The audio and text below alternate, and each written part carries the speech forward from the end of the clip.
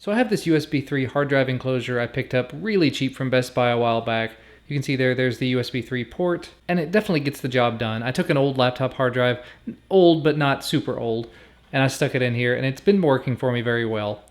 But the times they are a-changin'. So Inateck offered to send me out this. This is the Inateck FE2008C. It is a USB Type-C 2.5-inch portable hard drive enclosure. It is capable of super speed at 5 gigabits per second, has a USB Type-C connection, works with all these different operating systems, is optimized to work with solid-state drives, but it should also work with standard traditional laptop drives, works with both 9.5mm as well as 7mm drives, as long as it's a 2.5-inch drive. And the really cool thing is it says that it's tool-free. I'm going to go ahead and open this up, but if you're interested in learning more about this before I even get started, it can be found over on Amazon for about 25 bucks right now.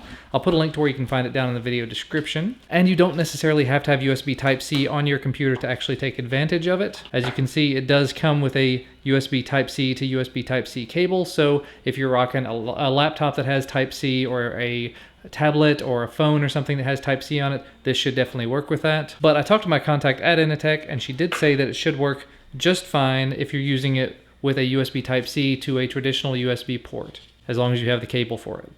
Here's the instruction manual, by the way, in case you're curious. I was going ahead just unboxing this. I was kind of curious. It didn't actually mention what this was in the package. I'm guessing that this is just a spacer in case you put one of the 7mm drives in there to give it a little bit of cushion so it doesn't scoot around or anything. But anyway, here is the drive enclosure. Go ahead and rescue it from its plastic cocoon. And there's really not a whole lot to it. It's got an aluminum look and feel, and actually aluminum sound. This may be a full aluminum top enclosure. The bottom section feels to be all plastic, and it does say pull there, so I'm going to assume that we just pull down on this or slide down on this.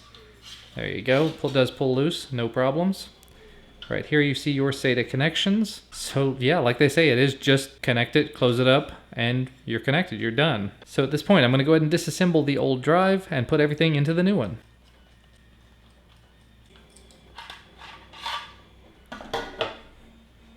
And I will say, tool-free is sounding better and better after that. I just lost a screw.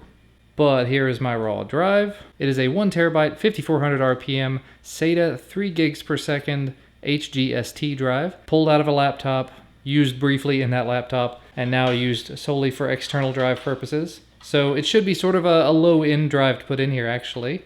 But there you go. That's literally all there was to it. Just because I didn't actually show anything there, pull this back out very quickly, and this is all you do. You literally just line all this up, you push, and it is in. It's ready to go. And then we should be able to take this cover and just sort of fit it down here in the end, slide it all up, click together. Didn't even really have to click together, it just sort of slid in there, and it's done. That's it. It's a drive. It's ready to go. You plug this into the cable in, you stick it into your phone or your PC or whatever else you have that has USB Type-C on it, and you're good to go. In my case, I'm going to probably test this out on the Nexus 5X, but I'm probably also going to test it out on my desktop using a USB Type-C to USB 3 cable, so we'll get a good sort of a roundabout experience. So let's go ahead and give it a shot. Now first up here, I do have the Nexus 5X. I should, like I said, be able to just plug this in right here, and assuming there is enough power, you can see actually the light on there is lighting up while it's plugged in, so the drive is spinning, and it does say right here, oh, it says unsupported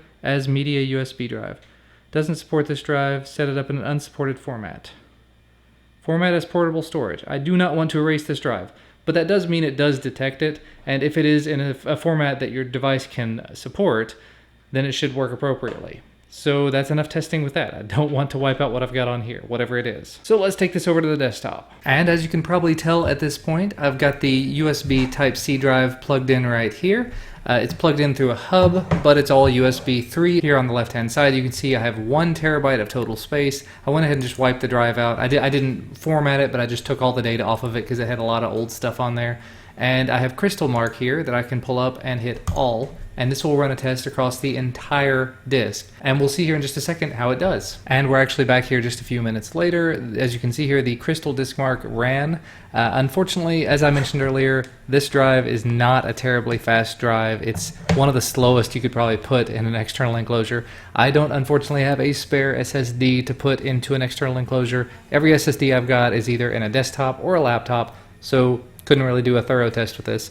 but it does work. It does get the job done. It apparently works well on Android as well as on a desktop, but unfortunately because it is running as NTFS, as you can see here, it does not work on Android. If I wanted to, I could reformat it to work properly on Android, and I may go ahead and do that at some point.